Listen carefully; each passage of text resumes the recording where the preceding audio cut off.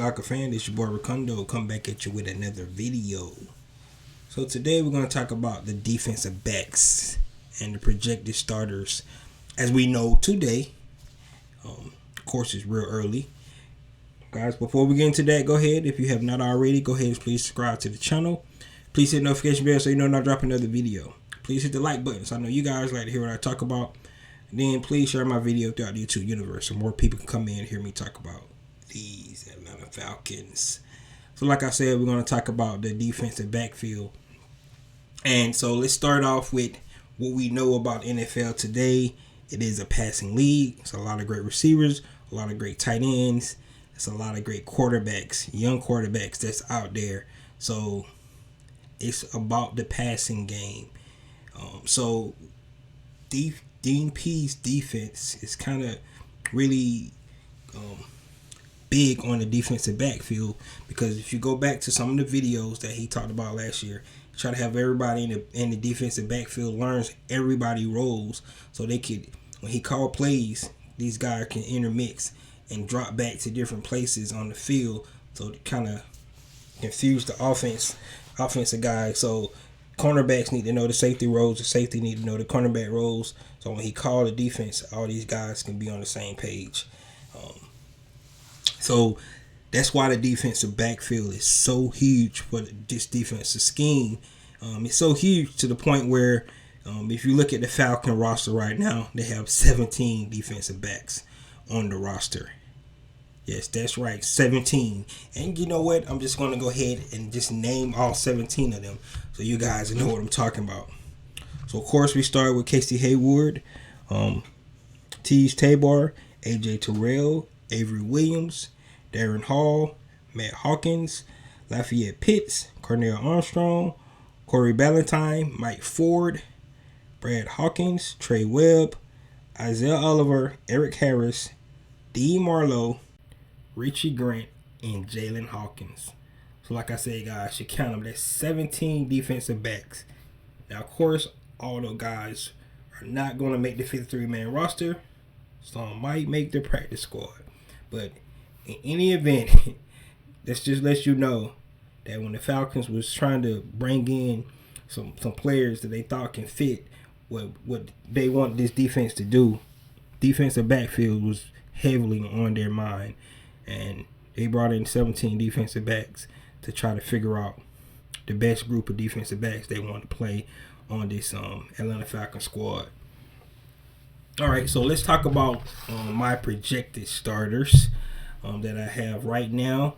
I went on to put a nickel in because about 7% of the offenses that we're going to face probably going to be in the nickel. So you have to consider your nickel cornerback as probably a starter in today's game. So we're going to start with AJ Tyrell. Of course, you know he's going to his third season. You only seen trajectory going up and up each year. I think he actually got snubbed for the Pro Bowl this year. Only gave up about 200 yards total for the whole season. He was just, if you just notice Pro Football Focus came out to defensive players under 25, and he was ranked number 4. So AJ Tyrell is definitely on the rise. We can only see him getting better and better, hopefully throughout the years. And definitely he get to get his revenge this year on Chase with the Cincinnati Bengals. So he get to get his revenge this year. Everybody recall about how Chase did him in the National Championship game, and everybody felt like that we kind of reached on that pick at number 15. Going to prove out that that's one thing that Thomas Dimitroff got right. AJ Tyrell was an excellent pick, and we only see, like I said, seeing his trajectory go up each year. Go to our nickel corner, Isaiah Oliver. Everybody know Isaiah Oliver actually got injured last year. I think it was one of the most underrated signings back this year. Bring Isaiah Oliver back for a 1-year deal, kind of prove it deal. But Isaiah Oliver took off after Dan Quinn actually got fired. Raheem Morris decided to move him into nickel. He shined at that position. So when Dean Pease got in, he liked what he seen on tape, and he decided to keep Isaiah Oliver at that position. He kind of fit that Logan Ryan role that Dean Pease had when he was with Tennessee. That position is very important in this defense, and somebody that has a lot of good instincts, that can tackle, and is good in coverage. Big corner that's physical. Dean Pease loved Isaiah Oliver in that role, and if you go back before he got hurt, he definitely made a big play in the Giants game, strip sack, helped us win that game before he went down. Our other starting corner on the other side will be Casey Hayward, a 10-year vet who actually came in third his rookie year in Defensive Rookie of the Year behind Luke Kuechly and Bobby Wagner. This guy has played very good football throughout his NFL career. Pro Football Focus had him 76%. That's over average starter for a corner in this league. So I definitely think Casey Hayward is going to be able to give some wisdom to all our young corners that we have on this team and see what these guys are going to be able to do. All right, let's go to our safeties, which is probably one of the most, one of the questionable positions on this starting projected roster here for the defensive backs. But these two young guys hopefully they'll be able to step up. Of course, we didn't bring back Deron Harmon. We did bring back Eric Harris. But I actually believe that Jalen Hawkins and Richie Grant is their positions to lose. So they definitely going to have to come in and actually take these positions on. I'm not saying that it's going to be a competition at that spot, but like I said, if they bring in 17 defensive back, it's probably competition throughout the defensive backfield. I think our two corners and our nickel are probably safe, but these safety positions could be up to grab. Jalen Hawkins, actually, he came on big last year. Of course, the big interception he had in Miami. He played great snaps all year for these Atlanta Falcons, and I'm definitely saying that Jalen Hawkins, hopefully he can take his step and actually earn and keep his starting job as safety. Move over to Richie Grant. Richie Grant, actually, it took him a while to actually get on the field because Dean Pease said he had trouble getting the playbook down. Of course, he started off the season at safety, but of course, when he went down, when Isaiah Oliver went down, he came in, he played some nickel. They actually played that position by committee with Avery Williams and Darren Hall. Richard Grant came in, and he played pretty well. Second round pick, you want him to be able to be out there from day one, but I think that 1 year of experience for Richard Grant definitely helped him be a better player in the long run. And towards the end of the season, you could actually start to see where Richard Grant was definitely starting to take on his own and play better. Now, Jalen Hawkins and Richard Grant, like I said, the way Dean Pease plays his safeties and his corners, those positions can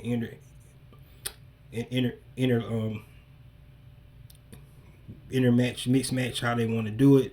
Sometimes Jalen Hawkins will be at the strong safety, Richard Grant will be at the strong safety, vice versa, free safety. So they go back and forth. But that's how Dean Pease like to play these guys. And of course, he'll cause confusion for the offense to the quarterback because he don't know who's going to be up, who's going to be down. He don't know where the blitz coming from. It's going to come from the corners. It's going to come from the nickel. It's coming from one of these safeties. That's how Dean Pease like it. Hopefully, we don't have to blitz that much this year. Hopefully, we can get pressure with our front four and actually put some pressure that way, vice being able to send some of our defensive backs. Of course, we couldn't get pressure the natural way. We had to pressure from the defensive backs and our linebackers last year. But either way, we know these guys are going to come in. They all physical players. They all tackle well. I think they all got a high football IQ. So right now, this is what I'm looking at as our projected starting backfield for the Atlanta Falcons. Of course, they got some guys that could have a say for that. They did bring in D. Marlowe. Played some time with the Detroit Lions. You can definitely see him being a factor, big, strong safety. Of course, Eric Harris again, talked about him. He started most of the season before he went down. So Eric Harris definitely can have a role.